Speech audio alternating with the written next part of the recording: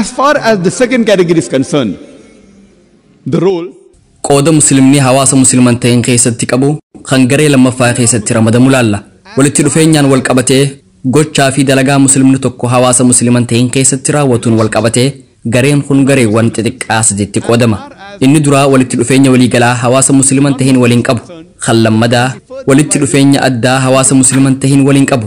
Sadaffaan ammoo da'waa hawaasa musliman ta'eeniif godhamu.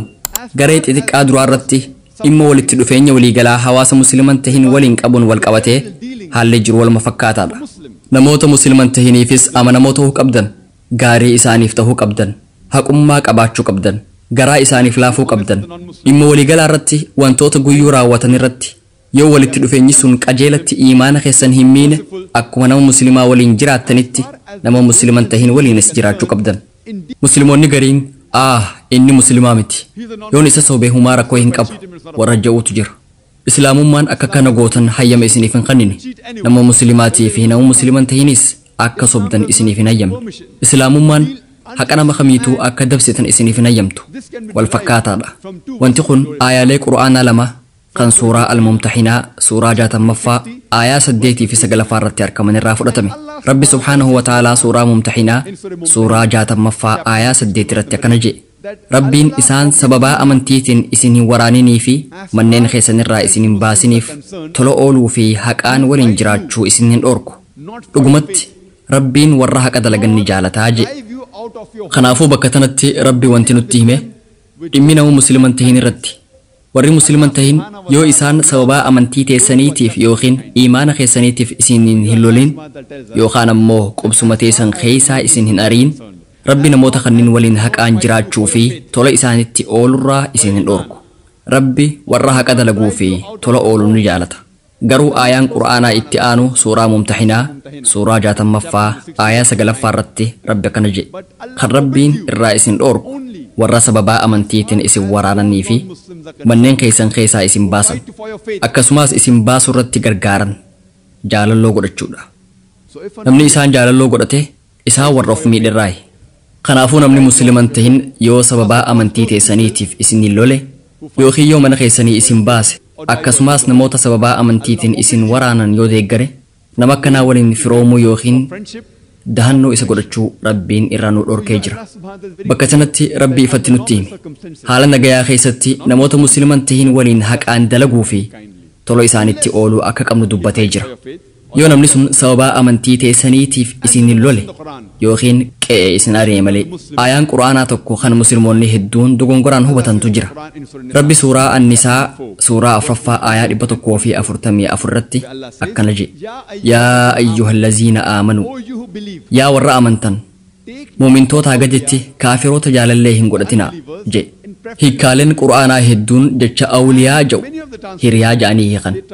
Kanaafuu hiikkaan isaa yaa warra amantan muumintoota gaditti kaafiroota hiriyaa hin taasifatinaa ta'a. Garuu akkaan ayyaadutti inni kun hiikkaa dogongoraati. Jechi awliyaa jedhu nama dahannoo namaaf kennu ja'amee hiikamuu qaba. Kanaafuu hiikkaan sirriin yaa ayyuhalladhiina aamanuu yaa warra amantan nama dahannoo isiniif kennu mu'mintoota caalaa kaafiroota hin godhatinaa. Kaafiroota musliimoota irra caalchisuun warra dahannoo isiniif kennan hin godhatinaa jechuu ta'a. Dhaamsi wal fakkaataan suuraa Al-Maa'idaa suuraa 5ffaa aayaa 57ffaa fi 58ffaa irratti ibsamee jira. Yaa warra amantan warra amantii teessan qishnaa fi tapha taasisan hiriyaa fi warra dahannoo isiniif kennu hin godhatinaa. Kana jechuun namoonni musliman ta'in kan amantii teessanitti qishnaa godhanii fi taphatan hiriyaa hin godhatinaa. Dahannoofis isaanitti hin dhaqinaa jechuudha. Aayaaleen qura'aanaa kunniin dhaamsa ifa ta'e qaban.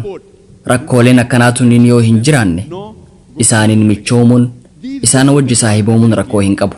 Haala nagayaa keessatti muslimni tokko warra musliman ta'initti haqa dalaguu fi tola itti ooluu qaba.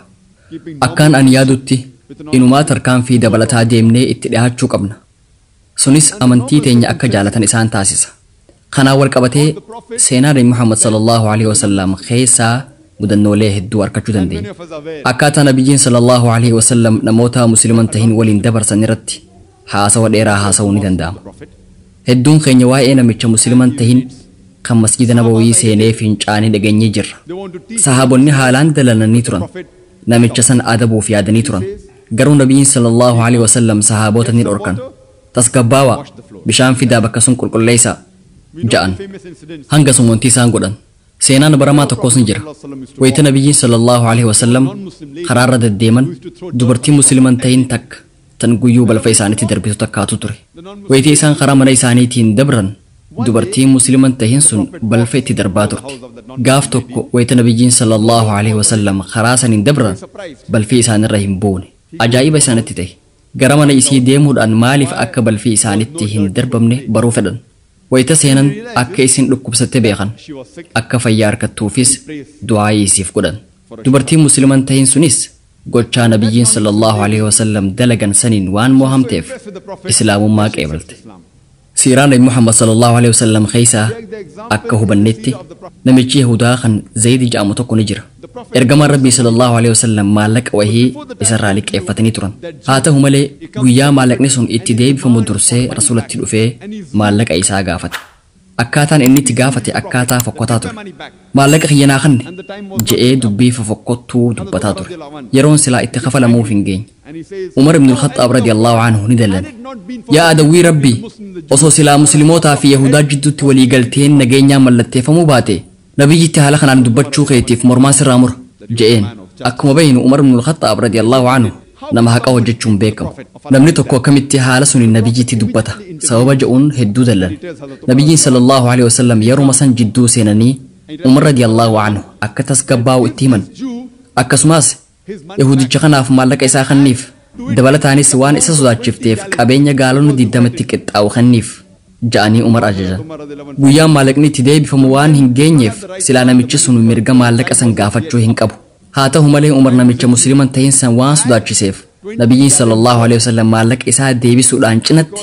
waan gaalonni 20 ta'u akka isaaf kannu ajajan alhamdulillah yahudichi sunis dalagaa nabiyyiitiin sallallahu alaihi wasallam waan gammadeef islaamummaa qeebale kanaafuu musliimoonni warra musliman ta'initti haqa dalaguu fi tolatti ooluu qaban nuti fakkeenya sirrii isaaniif ta'uu qabna isaanis saniin hordoftoota amantii nagayaa akka taane beekuu qaban muslima jechuun nama fadhinnaa isaa rabbii ol aaneef kannuun nagaya argata jechuudha kanaafuu walitti dhufeenya waliigalaatiin wal qabatee nuti haqa dalaguu fi tola ooluu qabna haa ta'u malee waan of eeggachuu qabnutu jira yeroo hunda wayita mata duree kanarratti haasa'u waan hin dubbii tiyya keessatti ibsuutu jira nuti nama musliman ta'in sanirratti dhiibbaa uumuu yoo hin dandeenyu ta'e isaan wajjin saahibamuun rakkoo hin qabu garuu faallaa saniitiin yoo kan inni dhiibbaa nurratti uumu ta'e rakkoodha namni musliman ta'in sun yoo ka dhiibbaa nurraan ga'u ta'e rakkootu jiraata sababni isaa namoota garagaraa lama jidduutti walitti dhufeenya yoo jiraate yeroo hedduu yoo wal arkan dhiibbaa walirratti uumuun isaanii waan hafan qabne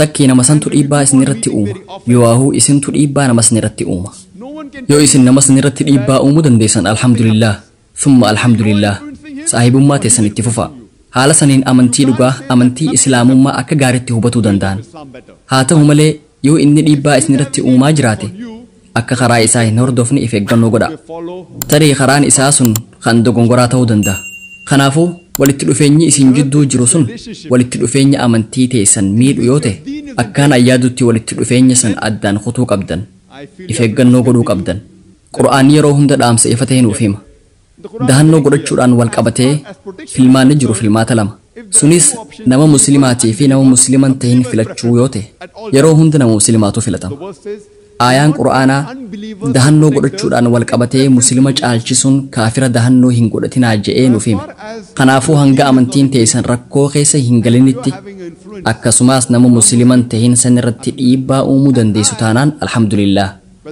badhaasa rabbiitiin alhamdulillah an hiriyoota musliman ta'in kan dhibbaan lakkaawaman qaba maasha allah kanneen dhibbaan lakkaawaman hinduu kiristaanaa fi kanneen birootis hangaan an beekutti hundi isaanii kabajaanaaf qaban andaa'ii ta'uu kiyya ni beekan awwaaya amantiitiin barsiisa alhamdulillah kanumaa waliinuu na kabajan kanaafuu yoo dhiibbaa isaanirratti uumuu ka dandeessan taatan hiriyoonni sun gaariidha In terms of special relationship where your deen is in danger, Allah